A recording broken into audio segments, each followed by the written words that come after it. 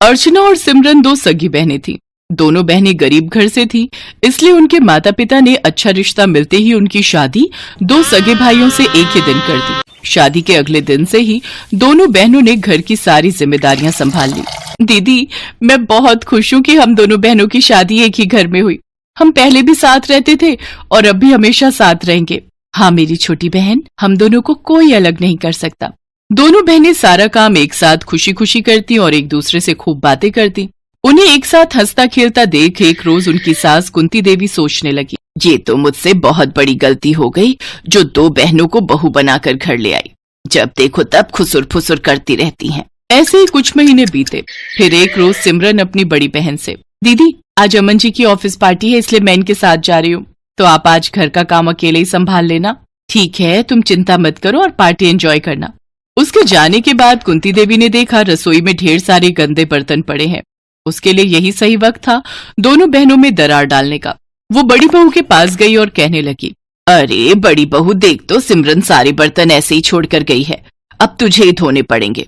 अब तू कब इन्हें धोएगी, फिर कब खाना बनाएगी और बाकी काम करेगी। वो महारानी तो वहां पार्टी एंजॉय कर रही है, तू बेचारी घर पर बर्तन घिसेगी।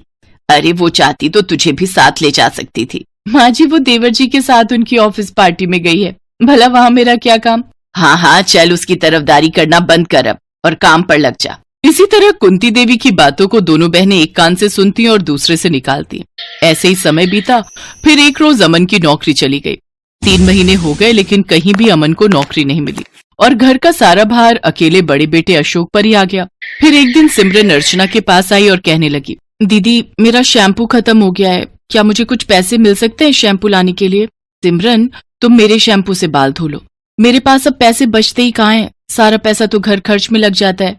मेरा तो खुद नारियल तेल खत्म हो गया है, इसलिए मैं सरसों का तेल ही डाल लेती हूँ। सिमरन उदास होकर वहां से चली जाती है।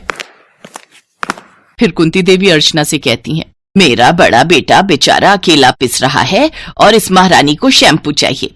इतना ही शौक है तो कुछ काम धाम क्यों नहीं कर लेती। एक की कमाई से घर का गुजारा नहीं चल रहा था, जिस वजह से घर में परेशानी बढ़ती जा रही थी और अपनी सास की बातें अब अर्चना को भी सही लगने लगी थी। उसका पति घर चलाता था, इसलिए अर्चना भी अब घर के कामों से काम चोरी करने लगी। फिर एक रोज, दीदी चाय पत्ती तो खत्म हो गई है, चाय कैसे बनाऊं। तो अब क्या तेरे पति के पास इतनी भी सेविंग नहीं है कि 100 रुपए खर्च कर सके। अरे कब तक हम यूं ही दूसरों का बोझा ढोते रहेंगे। आगे हमारा भी परिवार बढ़ेगा, हमें भी तो अपने भविष्य के बारे में सोचना है, कुछ बचत करनी है। अपनी बहन के मुंह से ये बातें सुनकर सिमरन के दिल को गहरी चोट पहुंची और वो रोते हुए अपने कमरे में चली गई और अपने पति को सारी बातें बताई। भाभी भी तो सही कह रही है सिमरन, आखिर वो कब तक हमें मुफ्त की रोटियां खिलाती रहेंगी। अब हमें भी कुछ काम ढूंढना होगा, लेकिन कहीं नौकरी मिल भी तो नहीं रही, हम करें तो क्या करें। मेरे पास एक आइडिया है, हम दोनों पढ़े लिखे हैं तो क्यों ना हम बच्चों को ट्यूशन पढ़ाने का काम करें। वैसे भी यहाँ आसपास कोई ट्यूशन देने वाला नहीं है। ये तो बहुत ही अच्छा विचार है। फिर दोनों पति पत्नी ने बच्चों को ट्यूशन पढ़ाना शुरू कर दिया, जिससे उन्हें काफी अच्छी आमदनी होने लगी। फिर अपनी पहली कमाई सिमरन ने अर्चना को देते हुए कहा, दीदी ये लो हमारी पहली कमाई, अब इससे घर का राशन पानी ले आते हैं। आप मुझसे नाराज होती हो तो कुछ अच्छा नहीं लगता दीदी। क्या हम दोनों बहनें पहले की तरह एक साथ नहीं रह सकती, देवरानी जेठानी बनकर नहीं बल्कि बहन बनकर। मैंने तुझे कब अपनी देवरानी समझा मेरी बहन। माना कि हम दोनों की ससुराल एक है, लेकिन हम हमेशा बहने ही रहेंगे। अगर मैं तुम्हारे साथ गलत व्यवहार नहीं करती सिमरन, तो तुम कैसे अपने अंदर छुपे हुनर को पहचान पाती। ये सब मैंने इसलिए किया ताकि तुम किसी पर आश्रित ना रहो। अपने व्यवहार के लिए मैं तुमसे माफी चाहती हूँ। मेरी प्यारी बहना, मैं आज भी तुझे उतना ही प्यार करती हूँ जितना पहले करती थी। देखा माँ, 2 बहनों का एक ससुराल होने का फायदा। ये सुनकर सभी खिलखिलाकर हंस पड़े।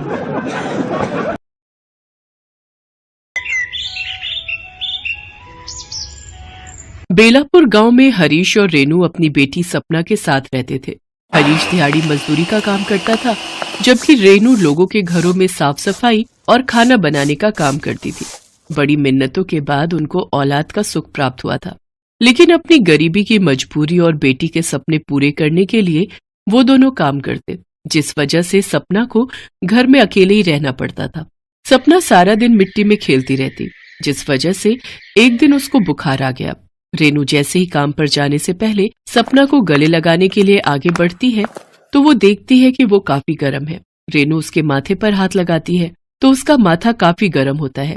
हे भगवान, कितना तेज बुखार है मेरी गुड़िया को। अब मैं काम पर कैसे जाऊं? आज तो मालकिन के घर मेहमान आ रहे हैं। अगर नहीं गई तो वो बहुत गुस्सा होंगी।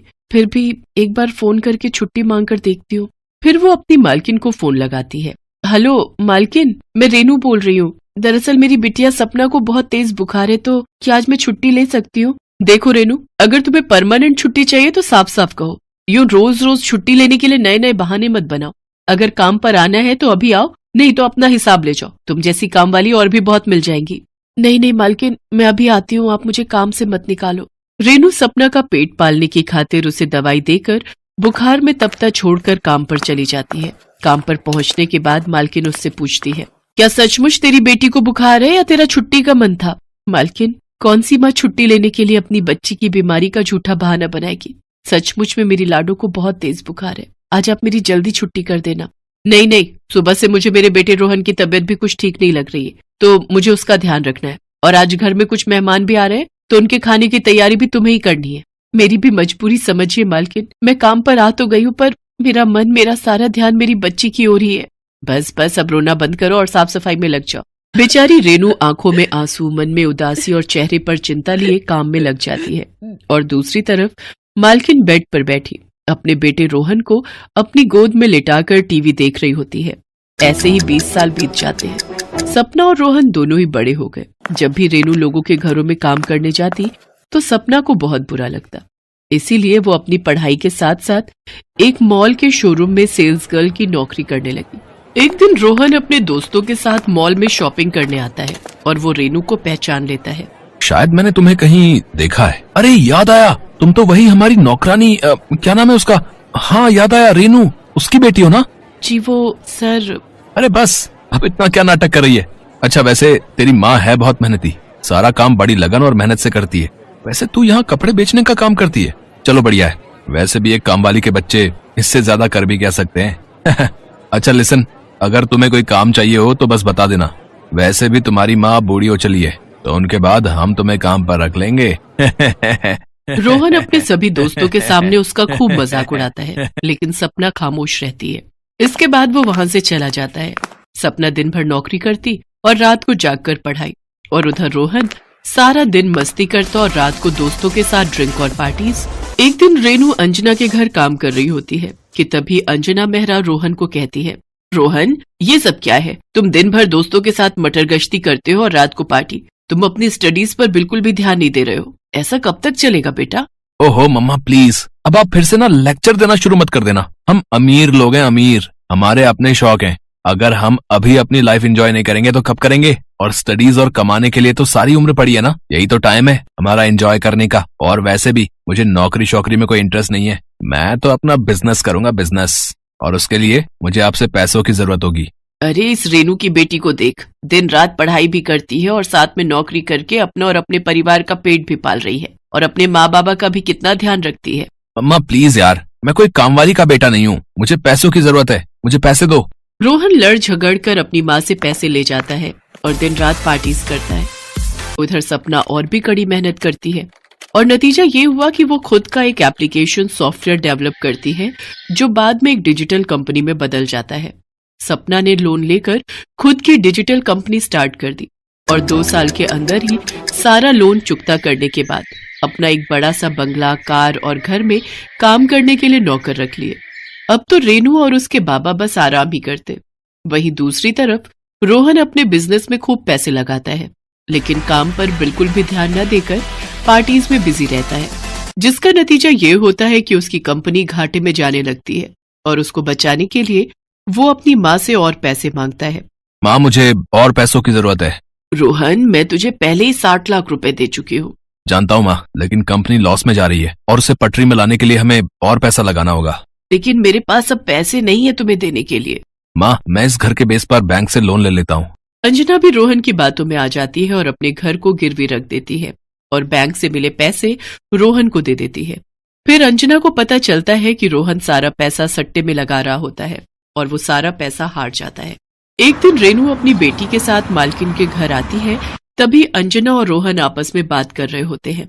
मेरी तो कुछ समझ में नहीं आ रहा, अब मैं अपने इस घर को कैसे बचाऊंगी? अब हम बैंक का लोन कैसे भर पाएंगे?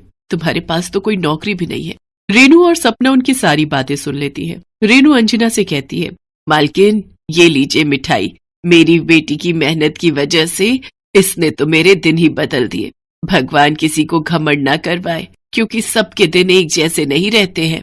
रोहन, ये लो मेरा विजिटिंग कार्ड, सुबह मेरे ऑफिस आकर मुझसे मिलना, मैं तुम्हें कोई नौकरी जरूर दे दूंगी जिससे तुम अपना घर बचा सको। थैंक यू सो मच सपना। तुम्हारी बहुत मेहरबानी बेटा, हम तुम्हारा ये एहसान कभी नहीं भूलेंगे। इसके बाद रेनू अपनी बेटी सपना के साथ एक बड़ी सी गाड़ी में बैठकर चली जाती है और अंजना और रोहन अपने किए पर बहुत पछताते हैं।